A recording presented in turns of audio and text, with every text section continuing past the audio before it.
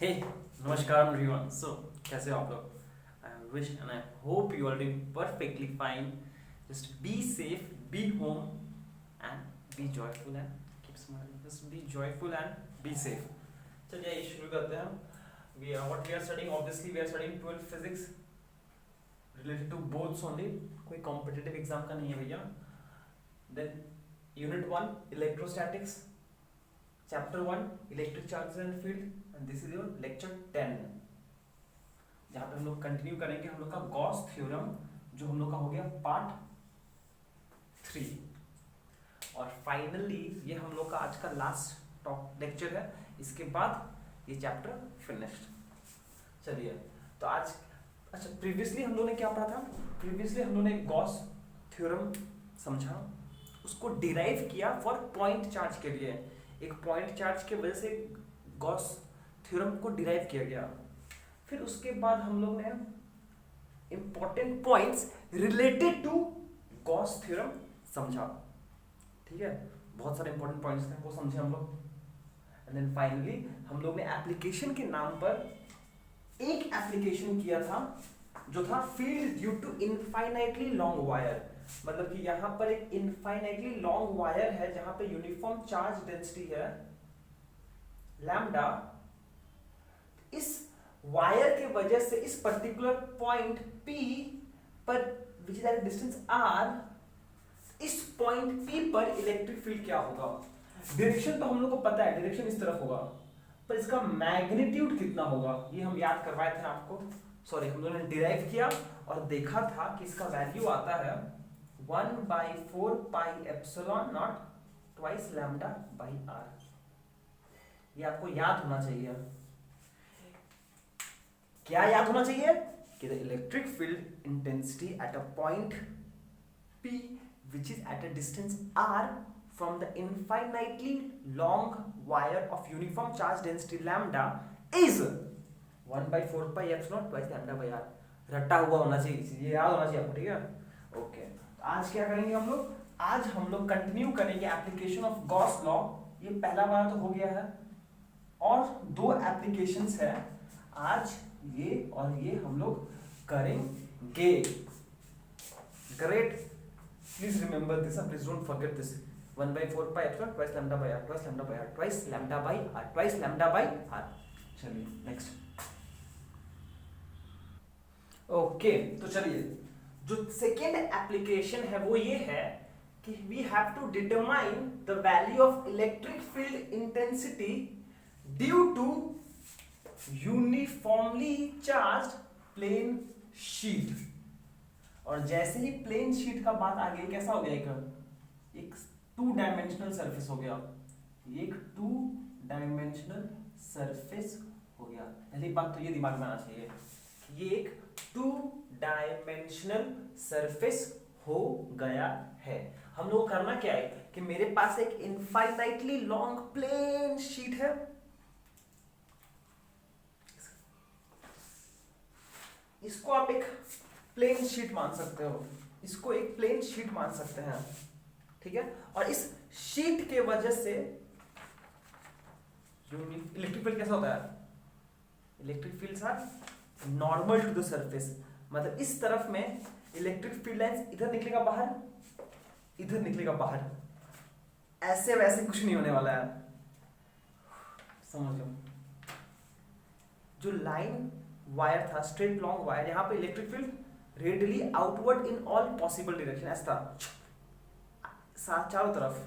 अगर मेरा fingers electric field है तो इलेक्ट्रिक फील्ड इधर भी निकलता था, इधर भी, इधर भी, इधर भी, इधर इधर इधर, everywhere in a particular plane. Obviously in a plane, ऊपर नहीं था, तो ऊपर नहीं था, इसीलिए तो electric flux link with the ऊपर से परपेंडिकुलर सरफेस 0 था। इलेक्ट्रिक फील्ड लाइंस ऐसा था। ठीक है, बट अगर मेरे पास प्लेन शीट ऑफ चार्ज है तो electric field will be normal to the surface.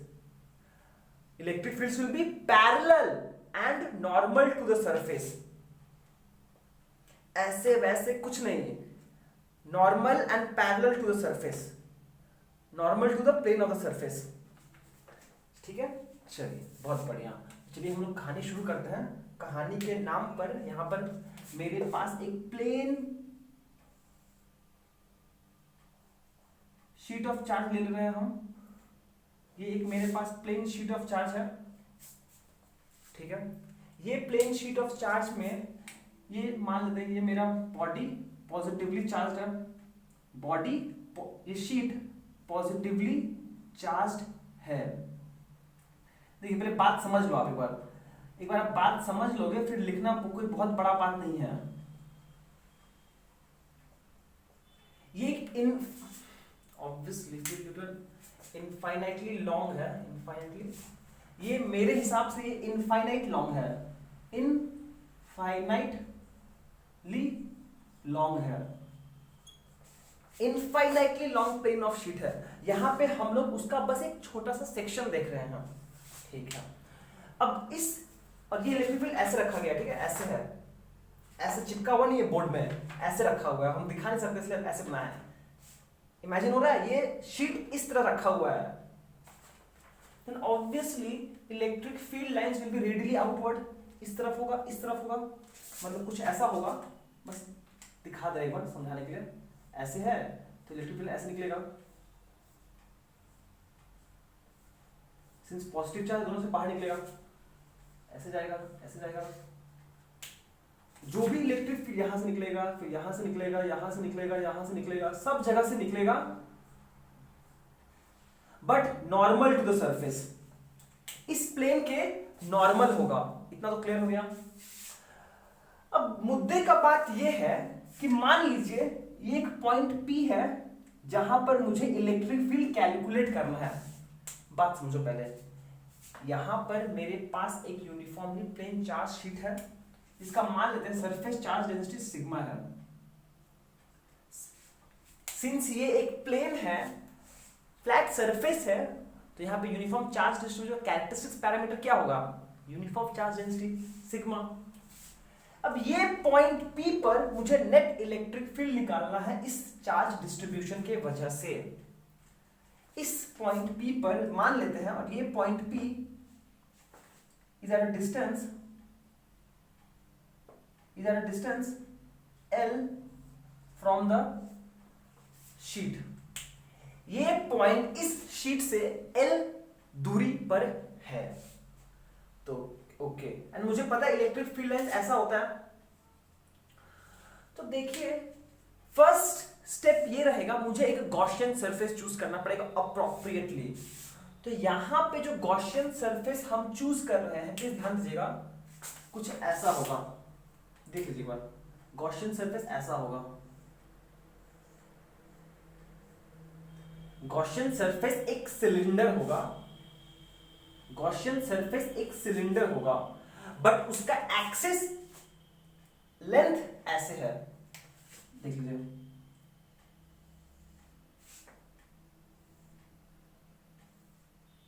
ये हो गया, यहां तक टच करेगा, फिर इस तरफ आ जाएगा। इस तरफ आने के लिए हम चलिए यहां पे ले लेगा, चलो सेम डिस्टेंस पे ले लिए यहां पर भी। और ये मेरा बीच का इंटरसेक्शन पॉइंट है जहां पर चार्जेस है, मेरा जो भी चार्जेस है, ये वाला पॉइंट पे मेरा चार्जेस इंक्लूड है। इतना ही सरफेस एरिया में चार्जेस इंटरसेक्ट करेगा, मतलब यहां पे टोटल चार्जेस इंक्लूड होगा, ठीक है। अब ये चीज नोटिस करो, यहां पर ये सिलेंडर ऐसे है, अभी भी इसके पास तीन सरफेसेस है, ये एक फ्लैट सरफेस, ये एक फ्लैट सरफेस, और ये एक कर्व्ड सरफेस। तो ये एक फ्लैट सरफेस है, ये एक फ्लैट सरफेस है, इसको मान लेते हैं हम S1 नाम लेते हैं, S1। और इसका ये मेरा फ्लैट सरफेस है, ये मेरा फ्लैट सरफेस ऐसा है, तो इसका नॉर्मल किस तरफ होगा, सरफेस से आउटवर्ड। नॉर्मल कैसा होता है, सरफेस से, ज्यादा मुश्किल तो नहीं लग रहा ना। पहले एक प्लेन शीट ऑफ चार्ज था, और मुझे पता है इस प्लेन शीट ऑफ चार्ज की वजह से electric field lines normally outward होगा। ये पॉइंट P है, एट डिस्टेंस L पर मुझे इलेक्ट्रिक फील्ड निकालना है। इसके लिए सबसे पहला स्टेप क्या है, मुझे गॉसियन सरफेस चूज करना पड़ेगा, फिर उस गॉसियन सरफेस से इलेक्ट्रिक फ्लक्स, फिर गॉस लॉ यूज करके इलेक्ट्रिक फ्लक्स, फिर दोनों को इक्वेट, वही कर रहा है इस पॉइंट P पे। अच्छा, ये जो फ्लैट सरफेस है, देखो ये सरफेस ऐसा है, ये सिलेंडर है, ये फ्लैट सरफेस है, इसके लिए नॉर्मल क्या होगा, रेडियली अपवर्ड, मतलब इसके लिए नॉर्मल होगा ये S1 वेक्टर। सिमिलरली ये जो सरफेस इस तरफ है, यहां पे एक फ्लैट सरफेस ऐसा है, इसका नॉर्मल होगा इस तरफ। इस फ्लैट सरफेस को नाम देते हैं हम, ये भी एक फ्लैट सरफेस है, ये एक फ्लैट सरफेस है, इसको नाम देते हैं S2, और S2 वेक्टर भी इस तरफ होगा, S2 वेक्टर भी इस तरफ होगा, ठीक ठीक। एंड फाइनली ये एक कर्व्ड सरफेस है, ये जो सरफेस है ये भी तो कर्व्ड सरफेस है, ऐसे, इसको हम बोल रहे हैं surface, curved surface, curved surface S3, इसका नॉर्मल क्या होगा, इस तरफ होगा S3, कर्व्ड सरफेस S3। पर मजेदार बात यह है कि जो इलेक्ट्रिक फ्लक्स फील्ड है वो इस तरफ है, खाली वो इस तरफ है, सिर्फ वो इस तरफ है, इस तरफ है, इस तरफ है, इस तरफ है, इस तरफ है। इलेक्ट्रिक फील्ड सिर्फ इस तरफ है, मतलब ये सरफेस से इलेक्ट्रिक फील्ड लाइंस पास कर रहा है, और दोनों में एंगल कितना है, 0 डिग्री। ये सरफेस से इलेक्ट्रिक फील्ड लाइंस पास कर रहा है, सच दैट एंगल यहां भी 0 डिग्री है। लो, बारिश शुरू हो गया, कोई बात नहीं। बट देखो इलेक्ट्रिक फील्ड लाइंस इस तरफ है, इस तरफ है, क्या ये कर्व्ड सरफेस से कोई भी इलेक्ट्रिक फील्ड बाहर आएगा, नहीं आएगा। मतलब जो कर्व्ड सरफेस से जो इलेक्ट्रिक फ्लक्स लिंक्ड होगा वो 0 होगा, वो समझ सकते हो आप। नहीं ऐसे समझ लो कि इलेक्ट्रिक फील्ड लाइंस तो इस तरफ है, ये एंगल कितना है, 90 डिग्री। इलेक्ट्रिक फील्ड और सरफेस S3 के बीच में एंगल 90 डिग्री है, cos 90 0, तो इलेक्ट्रिक फ्लक्स 0 हो ही जाएगा। पर आप लॉजिकली भी समझ सकते हो कि जो सारा इलेक्ट्रिक फील्ड लाइंस है वो इधर निकल रहा है, इधर निकल रहा है, ऐसे तो कुछ आ ही नहीं रहा है। मतलब जो कर्व्ड सरफेस है उससे तो कोई इलेक्ट्रिक फील्ड लाइंस पास ही नहीं कर रहा है, इलेक्ट्रिक फील्ड लाइंस पास नहीं कर रहा है, मतलब electric flux linked with the curved surface 0। देखिए इतना क्लियर है कि नहीं है, इतना समझ में आया कि नहीं आया आपको, बस अब तो कुछ लिखे नहीं है आप, बस देख लो समझ में आया कि नहीं आया, बस जगह बचा भी नहीं लिखने के लिए, ठीक है ओके। देख लो समझो खुद से, डिस्कस करो हुआ कि नहीं हुआ, हम कुछ लिखते हैं। देखिए जादू नहीं है, हम बस पहले से लिख दिए हैं ताकि मुझे और लिखने में टाइम नहीं लगे, ठीक है। जो चीज बोला गया था वही चीज लिखा गया है, आइए साथ में पढ़ लेते हैं। बात क्या था, let us consider an infinitely plane sheet with uniform surface charge density sigma। यहां पर एक infinitely plane sheet है जहां पर चार्ज डिस्ट्रीब्यूशन है यूनिफॉर्म, जिसका सरफेस चार्ज डेंसिटी सिग्मा है, ये हम मान लिए। अब क्या बोला गया है, the electric field due to this will be emerging outward normally. अगर बस मेरी बात सुन लो, अगर हम प्लेन शीट है तो मेरे तरफ से जो इलेक्ट्रिक फील्ड होगा वो नॉर्मल होगा, ये होगा इलेक्ट्रिक फील्ड लाइंस, ऐसे जाएगा electric field lines normal to the surface, normal to the surface, ठीक है। ये था फर्स्ट पार्ट। सेकेंड पैराग्राफ में क्या बोला गया है, let P be the point at a distance L, let P be the point at a distance L from the sheet where the electric field is to be determined। मुझे point P पर electric field निकालना है, उसके लिए हम लोग क्या कर रहे हैं, for this we choose a cylindrical Gaussian surface of radius r, मतलब ये जो रेडियस है ये r है एंड लेंथ 2l। मान ले रहे हैं कि इधर अगर लेंथ l है तो इधर भी एक लेंथ l ले रहे हैं, such that length of the cylinder हो जा रहा है L plus L 2L। Symmetric purpose के लिए, सिमेट्रिक पर्पस के लिए इधर भी L इधर भी L, टोटल 2L। ये हो गया। क्या दिया हुआ है, क्या करना है, कैसे करना है, क्या दिया हुआ है, क्या करना है, कैसे करना है। तो हम क्या बोले, so the electric flux linked with the Gaussian surface कितना होगा, आइए कैलकुलेट करते हैं। इलेक्ट्रिक फ्लक्स पाई कितना होगा, surface integral E dot ds। पर ये जो क्लोज्ड सरफेस है, ये जो क्लोज्ड सरफेस है वो तीन सरफेसेस से बना है, S1 S2 S3। इसको लिख सकते हैं ना ऐसे, surface S1 E dot ds1 plus surface S2 E dot ds2 plus E dot ds3। और ये जो ds3 जो मेरा कर्व्ड सरफेस है, ये वाला मेरा जो कंट्रीब्यूशन देगा वो 0 देगा। क्यों? दो रीजन बोल सकते हो। यहां पे बोल सकते हो कि E is perpendicular to S3 vector.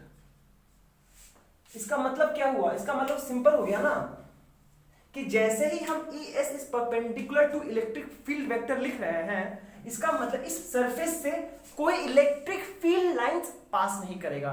कोई इलेक्ट्रिक फील्ड लाइन पास नहीं करेगा तो इलेक्ट्रिक फ्लक्स 0 हो जाएगा। ठीक है, अब मेरे पास जगह नहीं है ज्यादा तो मुझे मिटाना पड़ेगा, पर मेरे पास जगह है नीचे शायद, हाँ यहाँ पर जगह है, यहीं पे लिख सकते हो, no electric field line passes through S3। सही है, सही है। ओके, तो ये पार्ट तो गायब हो जाएगा, बचेगा ये दोनों। अब देखिए E dot ds, E dot ds, तो यहां से क्या आएगा, E A डॉट B क्या होता है, A का मॉड B का mod into cos of the angle between them. यहां पर एंगल दोनों के बीच में कितना है, ये सरफेस नॉर्मल है, इलेक्ट्रिक फील्ड भी नॉर्मल है, दोनों के एंगल 0 है, यहां भी एंगल 0 है, cos 0 1।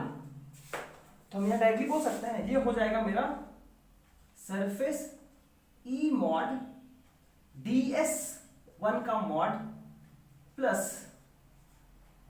S1, सॉरी अरे क्या कर रहा था तुम, बुर्बक है क्या, सॉरी क्लोज साइन हट जाएगा ना, हम इसको ब्रेक कर दिए हैं। ये S2 E mod ds2 clear है, फिगर से क्लियर है, विच इज इक्वल्स टू, क्यों, क्योंकि E is parallel to S1 vector and E is also parallel to S2 vector। अब ये दिखाई दे रहा है कि नहीं दे रहा है, दिखाई दे दे भाई, दिखाई दे दे, नहीं दिखाई दे रहा, चलो कोई बात नहीं है, अब तो मुझे मिटाना ही पड़ेगा। इतना लिख लो पहले, इतना लिख लो, मिटा रहे हैं, लिख लो, मिटा रहे हैं, लीजिए फिर से जादू हो गया। ठीक है, चलो, therefore फ्लक्स phi E कितना हो जाएगा, देखिए यहां पर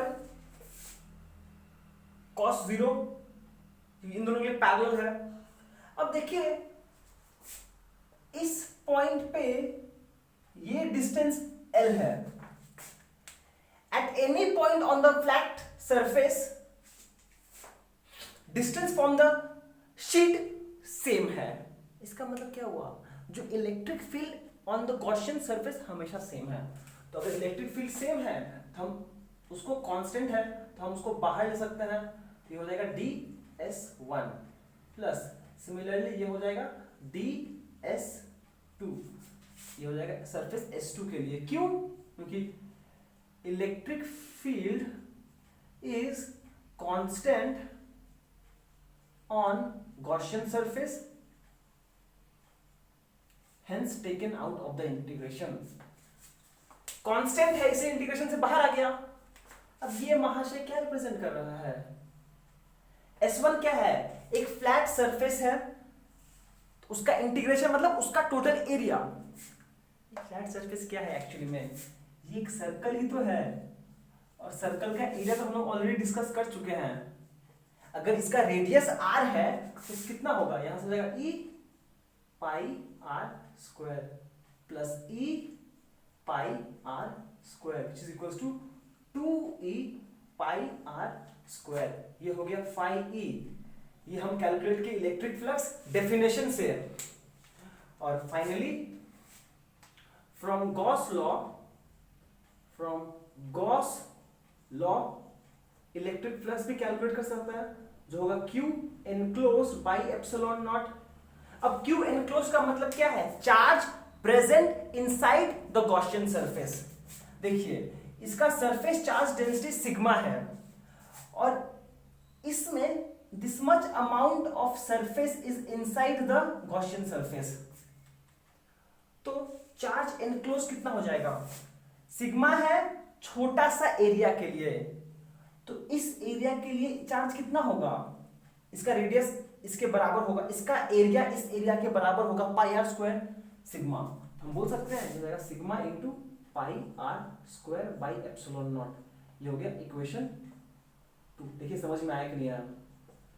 चार्ज एनक्लोज मतलब क्या है, charge inside the Gaussian surface. कितना चार्ज है जो इतना एरिया को कट करेगा, कितना एरिया है पाई आर स्क्वायर, तो सिग्मा चार्ज कितना है सिग्मा पाई आर स्क्वायर। तो 1 और 2 को इक्वेट कर दीजिए, फ्रॉम 1 एंड 2, फ्रॉम 1 एंड 2 हम बोल सकते हैं twice e pi r square is equal to sigma pi r square by epsilon not. Pi r square pi square cancel, ये 2 नीचे आ जाएगा, इलेक्ट्रिक फील्ड हो जाएगा सिग्मा बाई 2 एप्सिलॉन नॉट। इसको भी आपको याद रखना पड़ेगा। देखो मजेदार बात ये है कि आप electric field eight point P which is distance L निकाल रहे हो, कितना आया sigma by epsilon, sigma by 2 epsilon. क्या ये लेंथ L पर डिपेंड कर रहा है, बिल्कुल नहीं। इसका मतलब आप यहां पे इलेक्ट्रिक फील्ड निकालो, कितना होगा सिग्मा बाई 2 एप्सिलॉन, यहां पर इलेक्ट्रिक फील्ड निकालो सिग्मा बाई 2 एप्सिलॉन, यहां पर इलेक्ट्रिक फील्ड निकालो सिग्मा बाई 2 एप्सिलॉन, यहां पर इलेक्ट्रिक फील्ड निकालो सिग्मा बाई 2 एप्सिलॉन।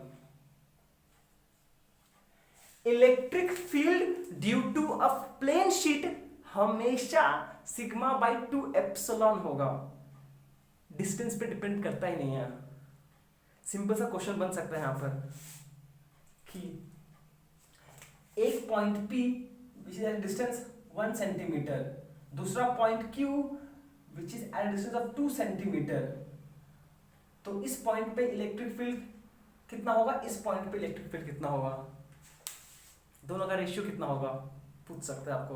दोनों का रेशियो 1 होगा, क्यों, क्योंकि दोनों पॉइंट पे इलेक्ट्रिक फील्ड सेम है। कितना है sigma by 2 epsilon,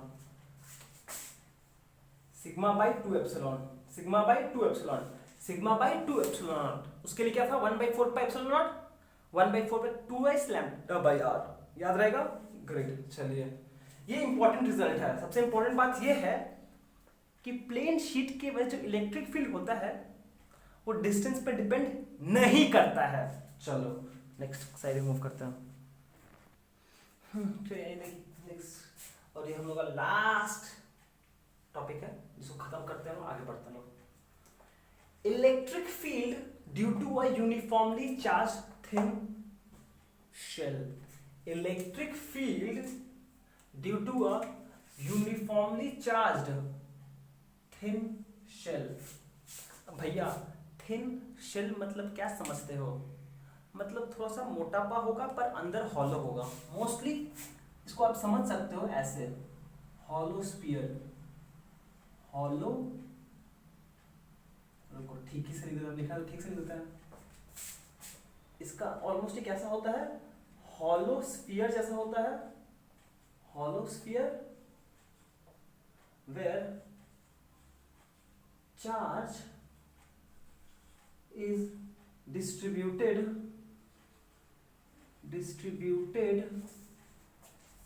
only on the surface। समझ में आया कुछ, मतलब कुछ ऐसा होगा। ये मान लीजिए आपके पास एक ये आपके पास एक थोड़ा सा मोटा होगा, थोड़ा सा मोटा होगा ही भैया, क्यों नहीं होगा, थोड़ा सा मोटा होना ही चाहिए। हम बस बना दे रहे पर इतना मोटा भी नहीं होगा, बस हम बनाने के लिए आपको समझाना चाहते हैं कि थोड़ा हल्का सा मोटा हो सकता है, हल्का सा, जो थोड़ा बहुत होना भी चाहिए। ऐसा कुछ मान लीजिए एक हॉलो स्फीयर है जिसका रेडियस कैपिटल आर है और इसके ऊपर चार्ज डिस्ट्रीब्यूटेड है, एंड जो चार्ज डिस्ट्रीब्यूटेड है वो ऑन द सरफेस डिस्ट्रीब्यूटेड होगा। अब सिंस ये चार्ज सरफेस पे डिस्ट्रीब्यूटेड है तो हम क्या पकड़े हैं, यूनिफॉर्मली डिस्ट्रीब्यूटेड है, यूनिफॉर्मली डिस्ट्रीब्यूटेड है। तो हम बोल सकते हैं कि इसका मान लेते हैं जो चार्ज है सिग्मा है surface charge density such that, एक सेकंड रुक जाओ लिख देते हैं हम एक बार, इस पर टोटल चार्ज Q है, टोटल चार्ज मान लेते हैं Q है कैपिटल Q, एंड इसका सरफेस चार्ज डेंसिटी सिग्मा है। ठीक है, ये हो गया, बढ़िया, बहुत बढ़िया, बहुत बढ़िया। तो एटलीस्ट एक चीज तो क्लियर कर दो पहले कि इलेक्ट्रिक फील्ड लाइंस कैसा होगा। अरे ये तो पढ़ चुके हम लोग, एक पॉजिटिव चार्ज के लिए इलेक्ट्रिक फील्ड क्या नॉर्मली आउटवर्ड होता है, रेडियली आउटवर्ड होता है। तो ये भी देखा जाए एक तरह से तो वैसा ही तो है, तो इसके लिए भी electric field lines radially outward होगा। चलो बढ़िया, ये चीज तो क्लियर हो गया हम लोग को कि electric field will B radially outward. एक और बात बोले क्या, समझ लो पहले, इलेक्ट्रिक फील्ड रेडियली आउटवर्ड होगा अगर एक स्फेरिकल सरफेस है, नॉर्मल कैसा होगा, वो भी तो रेडियली आउटवर्ड होता है, नॉर्मल तो सरफेस, क्योंकि एक स्फीयर के लिए नॉर्मल क्या होता है, a line passing through the centre, तो वो भी तो नॉर्मल, मतलब यहां भी इलेक्ट्रिक फील्ड और नॉर्मल वेक्टर में एंगल 0 होगा। चलो ठीक है, पर ये केस इतना सिंपल नहीं है, यहाँ पे हम लोग को 3 पर्टिकुलर सिचुएशंस के लिए फील्ड फाइंड करना है। मान लीजिए एक हो गया ये point P0 which is outside the sphere। फिर मान लेते हैं ये पॉइंट नजदीक आते मान लीजिए एक पॉइंट निकालेंगे हम यहां पर, point PS which is on the surface, and finally एक पॉइंट और ले लेंगे यहां पर PEI, point inside the surface. मुझे ये तीन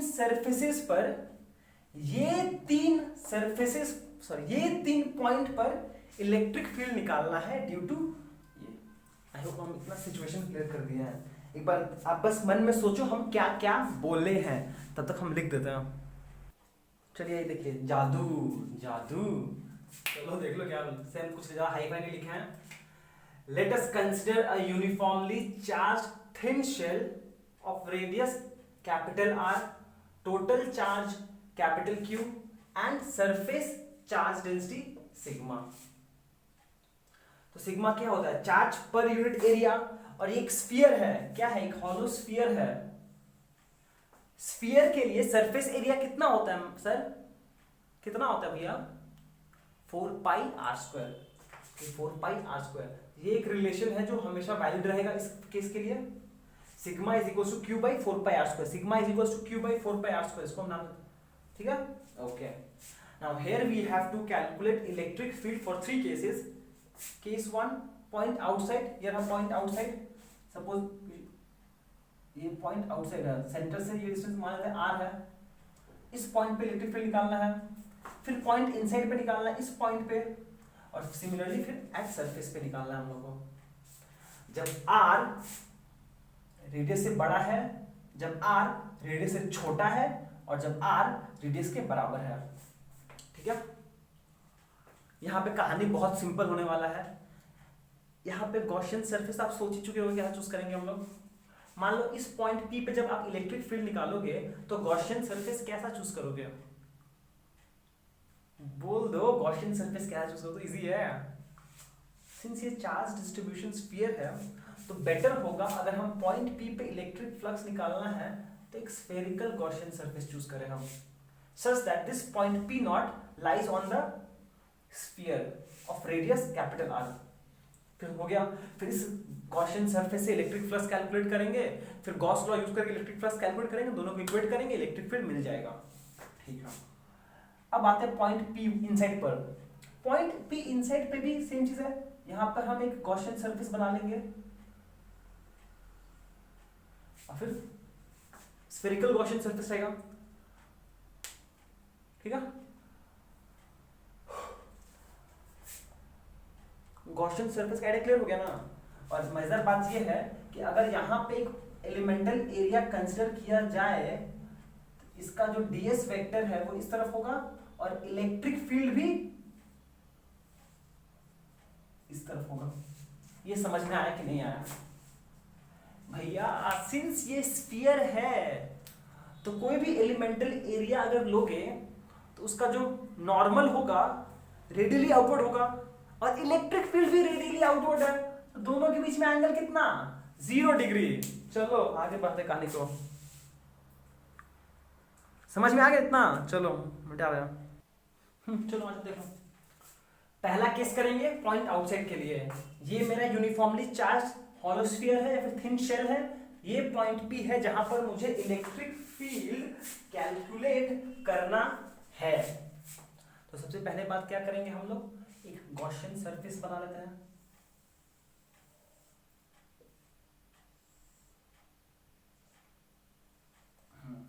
ठीक है, अब यहां पे ऑब्वियसली एक एलिमेंटल एरिया लेंगे हम जिसका वेक्टर ds वेक्टर इस तरफ होगा और इलेक्ट्रिक फील्ड भी इस तरफ होगा, सच दैट दोनों के बीच में एंगल 0 डिग्री होगा। सही है? सही है। तो बस वही कहानी लिख देता है, let P be the point at a distance r where r is greater than capital R, where the electric field is to be determined. For this we draw a spherical Gaussian surface, spherical Gaussian surface of radius r such that point P lies on it. Clear है? Clear है। Therefore electric flux linked with it is क्या होगा? phi e is equals to closed surface integral over E dot ds। देखिए closed surface integral E mod ds, A dot B होता है A का mod B का mod cos of angle between them, दोनों के बीच में एंगल 0 है, cos 0 1 भूल जाओ। अरे भैया ये काहे नहीं याद रखते हो तुम? cos 0 का वैल्यू 1 होता है भैया, काहे भूल जाते हो? cos 0 1 भूल जाओ, रीजन लिख दो, E is parallel to S vector. अब देखिए सिंस ये स्फेरिकल डिस्ट्रीब्यूशन है और each point is at a distance r, then electric field at every point on the Gaussian surface will be same, will be constant and hence can be taken out of the integration. So this turns out to be, ये electric field बाहर आ गया, closed surface integral ds। अब ये महाशय क्या है? Integration of total क्या represent करेगा? ds है स्मॉल एलिमेंटल एरिया, इंटीग्रेशन क्या रिप्रेजेंट कर रहा है? Total area. एक स्फीयर का टोटल सरफेस एरिया कितना होता है? इसका रेडियस r। ओह ये रेडियस नहीं है, हम लोग गॉसियन सरफेस का बात कर रहे हैं, ये गॉसियन सरफेस है, इसका रेडियस कितना है? Small r। ये हो जाएगा E into 4 pi r square, ये हो गया electric flux phi E, equation 1। सही है। Therefore, now from Gauss theorem,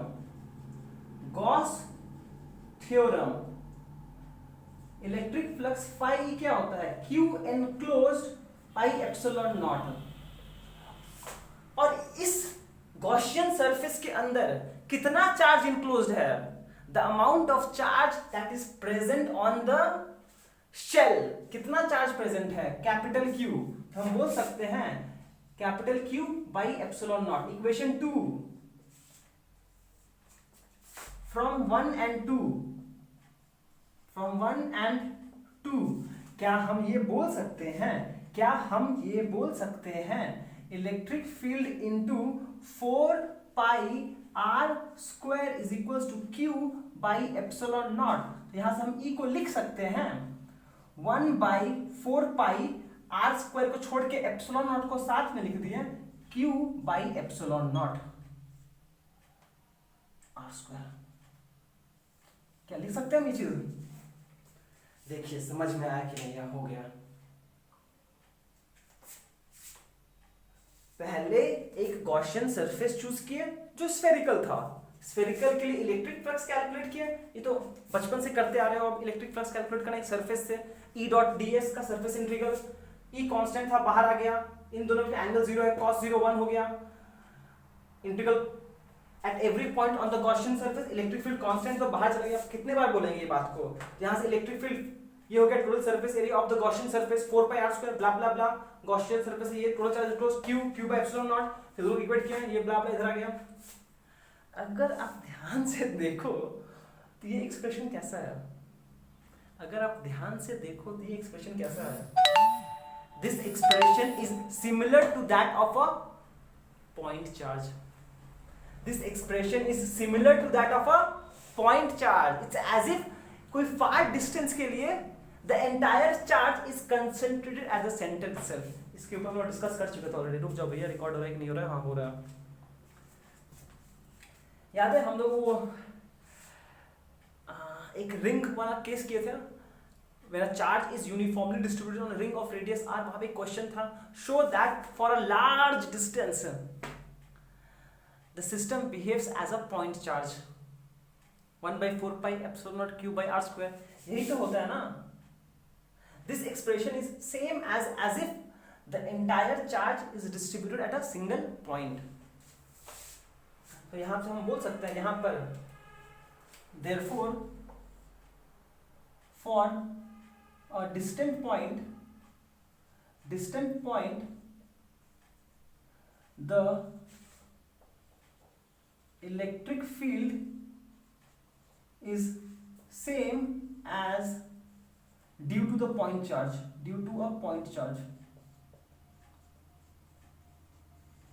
ठीक है, चलिए ये हो गया। अब यहां पर एक से आप समझ लो, Q का वैल्यू और ये लिख सकते हो या फिर ये लिख सकते हो, E equals to 1/4 pi epsilon not.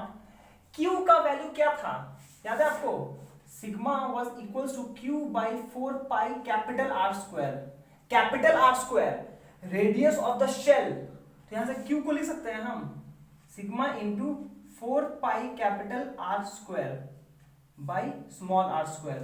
ये 4 pi कैंसल, यहाँ पे फाइनली इलेक्ट्रिक फील्ड का एक्सप्रेशन आएगा sigma r square by epsilon not x r square। और प्लीज यहां से ध्यान दीजिएगा, E falls of 1/r square, जो होना ही पड़ेगा क्योंकि याद है एक पॉइंट, देखो सब चीज एक दूसरे से जुड़ा हुआ है। शांति। आपको बोला पॉइंट याद है कि the electric field the Coulomb's Gauss law is consistent with Coulomb's law, that is inverse square law. जो इलेक्ट्रिक फील्ड है इनवर्स स्क्वायर से आना चाहिए, अगर नहीं आया है मतलब गॉस लॉ में कोई गड़बड़ी है। हो गया, आई होप ये क्लियर है। इसको पॉज करके अच्छे से कॉपी कर लो, ठीक है। डन ठुक्को ताली, चलो आ जाओ। ओके, फाइनली ये हो गया हम लोग का पॉइंट। देखो ये हो गया हम, ठीक है। अब इसी में कुछ एडजस्टमेंट करेंगे हम बार बार तो नहीं लिखने वाले हैं हम, इसी में कुछ एडजस्टमेंट करेंगे हम लोग और केस बी हो गया कॉपी डन। ठीक है, अब इसी में कुछ एडजस्टमेंट करके हम लोग केस बी नाम दे देंगे point inside where r is less than capital R। सारा कहानी सेम रहेगा, हम बस ये वाला चीज हटा दे रहे हैं, सारा कहानी बिल्कुल सेम रहेगा, बस ये वाला चीज हट जाएगा, इसको हटा दो, इसको हटा दो, सारा कहानी सेम रहेगा। अब यहां पे जो पॉइंट R है वो अंदर में है, ये है मेरा पॉइंट P और ये है मेरा सरफेस। ठीक है, तो मान लेते हैं यहां पर फिर से वही कहानी, ये एक एलिमेंटल चार्ज है ds,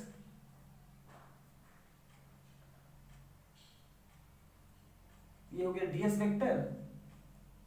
ठीक है, और इलेक्ट्रिक फील्ड भी इस तरफ ही होगा, अगर कोई प्रेजेंट होगा तो electric field.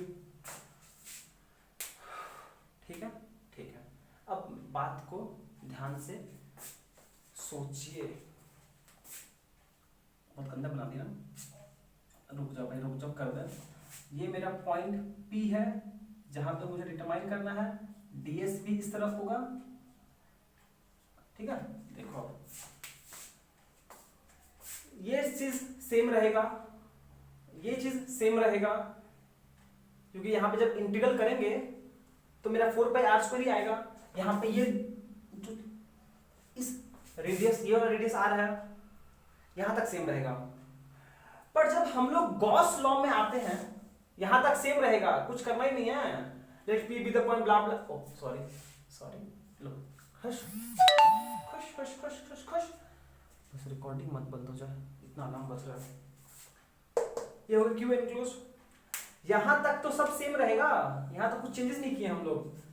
Gaussian surface choose किए, गॉसियन सरफेस से लिंक इलेक्ट्रिक फ्लक्स कैलकुलेट किए। Now from Gauss law Q enclosed by epsilon naught, ये गॉसियन सरफेस है। थिन स्फेरिकल शेल का मतलब है the entire charge is distributed on the surface. Gaussian surface के अंदर कोई भी चार्ज है, घंटा चार्ज है, कहाँ चार्ज है, कोई चार्ज नहीं है, सारा चार्ज तो बाहर है, देखो ना। और याद है आपको चार्ज Q enclosed क्या होता है, the charge present inside the Gaussian surface. तो ये हो जाएगा 0 बाई एप्सिलॉन नॉट 0, इक्वेशन 2। तो इक्वेशन 1 और इक्वेशन 2 से क्या आएगा, इक्वेशन 1 और इक्वेशन 2 से क्या आएगा, यहां पर ये 0, तो इलेक्ट्रिक फील्ड इज 0, ये तो 0 हो नहीं सकता है, तो इलेक्ट्रिक फील्ड 0 होगा, which implies inside the shell electric field equals to 0. Inside a conductor electric field is 0, inside a shell electric field is 0। समझ में आया? 0 क्यों है, क्योंकि कोई इलेक्ट्रिक चार्ज तो नहीं है अंदर में, है शेल के अंदर में कोई चार्ज ही नहीं है, तो इलेक्ट्रिक फ्लक्स नहीं होगा, इलेक्ट्रिक फ्लक्स नहीं है मतलब इलेक्ट्रिक फील्ड नहीं है, बात खत्म। ठीक है, देख लो, इसे कॉपी कर लो, समझ में आया कि नहीं है, देख लो एक बार। लास्ट केस है पॉइंट ऑन सरफेस, मतलब r का वैल्यू कैपिटल R है।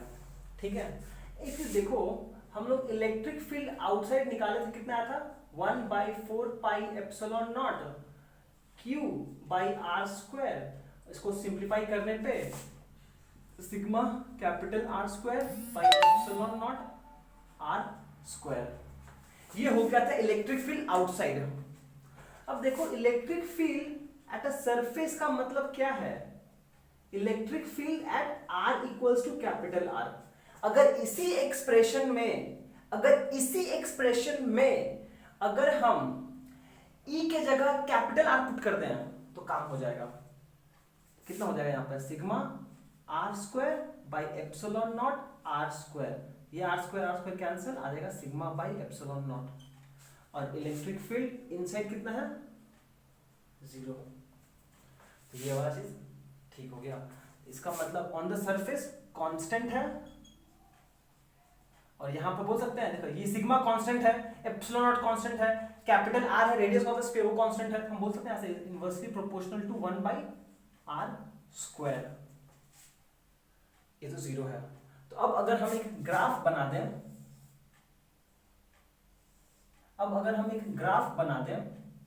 एक सेकेंड ना, अब अगर हम एक ग्राफ बनाएं, ये हो जाएगा किसका graph, electric field versus r का, इलेक्ट्रिक फील्ड वर्सेस आर का। ये हो जाएगा 0, ये हो जाएगा r equals to capital R और ये चलता जाएगा। देखिए इलेक्ट्रिक फील्ड इनसाइड ये क्या है, r less than equals to r, electric field inside कितना है 0, I इनसाइड 0 है। बट अचानक से एट सरफेस पे उसका इलेक्ट्रिक फील्ड कितना होता है,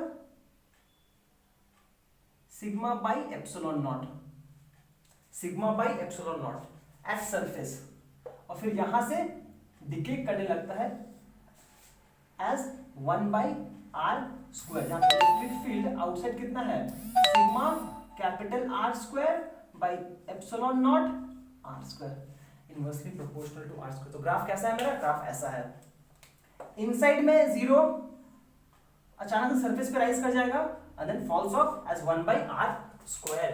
और यहाँ पे चार्जेस कहाँ पर है, चार्जेस सिर्फ सरफेस पर है क्योंकि स्फेरिकल शेल है। आई होप ये चीज क्लियर है आपको। ठीक, डन ग्रेट। चलिए आइए, देखिए एक सिंपल सा क्वेश्चन है जो हम डिस्कस किए थे आज, उसी के ऊपर है। X and Y are two infinite plane sheet of charge. X and Y are two infinite plane sheet of charge. Find the electric field at the point ABC. ABC है, यहाँ पे आप इलेक्ट्रिक फील्ड निकालना है, ठीक है। अब देखता हूँ, देखिए किस करते हैं। पहला number 1, net electric field at A will be equals to electric field due to X plus electric field at Y. Net electric field at A will be due to the electric field of sheet X and electric field of sheet Y. Since ये vector sum है इसलिए ऐसे लिखा है, ठीक है। Positive charge है तो डायरेक्शन क्या होगा, इस तरफ होगा, ये होगा E X की वजह से, और इसका मैग्नीट्यूड कितना होगा, ये अच्छा रुक जाओ, और ये क्या नेगेटिव है, नेगेटिव शीट है तो ये इस तरफ होगा, ई वाई इस तरफ होगा। इतना क्लियर है कि electric field due to x sheet इधर होगा, पॉजिटिव है away from the positive charge, इसके वजह से नेगेटिव है। पर मजेदार बात ये है कि शीट ऑफ चार्ज के वजह से ये डिस्टेंस में फर्क नहीं पड़ता है, सिंपली क्या होता है, सेम होता है। कितना होता है, electric field due to x कितना होता है, mod sigma by twice epsilon naught, electric field due to y कितना होता है, सिग्मा बाई 2 एप्सिलॉन नॉट। और ये प्लस है और ये माइनस है, साइन का ये पॉजिटिव है नेगेटिव है, पर मैग्नीट्यूड तो सेम ही होगा, मैग्नीट्यूड तो सेम होगा, ठीक है। अब यहां पे देखो, इस केस में क्या है, दो वेक्टर्स है, दोनों का मैग्नीट्यूड सेम है पर डायरेक्शन ऑपोजिट है। दो वेक्टर्स है, दोनों का मैग्नीट्यूड सेम है पर डायरेक्शन ऑपोजिट है, तो नेट फील्ड 0 हो जाएगा। क्यों, क्योंकि दोनों का मैग्नीट्यूड सेम है, डायरेक्शन ऑपोजिट है, net field at point A 0 हो जाएगा। Now number 2, E net at B will be EX plus EY। अब बात देखिए, इस पॉइंट P पे ये शीट X के वजह से इलेक्ट्रिक फील्ड होगा अवे, ये हो जाएगा EX वेक्टर, पॉजिटिव है अवे, पर नेगेटिव के वजह से क्या होता है, टुवर्ड्स द नेगेटिव। नेगेटिव क्या करता है, टुवर्ड्स द नेगेटिव, मतलब ई वाई भी इस तरफ होगा, ई वाई भी इस तरफ होगा। कुछ समझ में आ रहा है? पॉजिटिव से अवे होता है, नेगेटिव खींचता है।